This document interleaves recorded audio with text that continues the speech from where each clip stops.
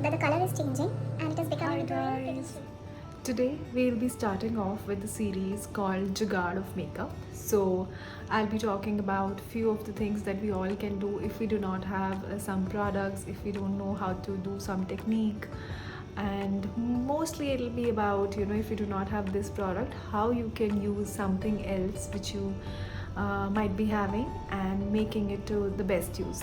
Today we will be talking about how to make a cream blush. So if you do not have a powder blush or a cream blush, so we would be talking about how you can make a cream blush out of anything that you have.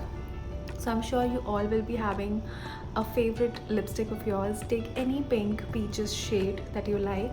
I'm taking this Lakme Forever Matte lipstick, liquid lipstick, and I'm taking just a little bit in my hand, okay? And then you'll take your favorite foundation. So here also I'm taking Lakme 9 to 5 Prime Plus matte foundation, a little bit of this, and just mix them.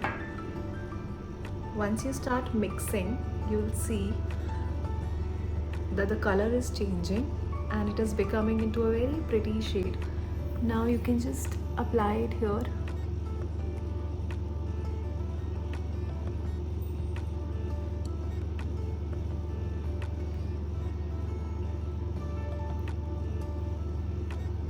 Look at that.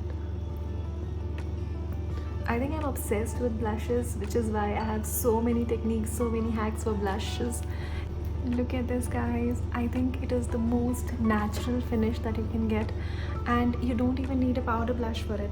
I will be sharing another hack in which you can use your powder blush to make your liquid blush or a cream blush, but I think this is the best technique you can have. So do let me know if you like it. Bye.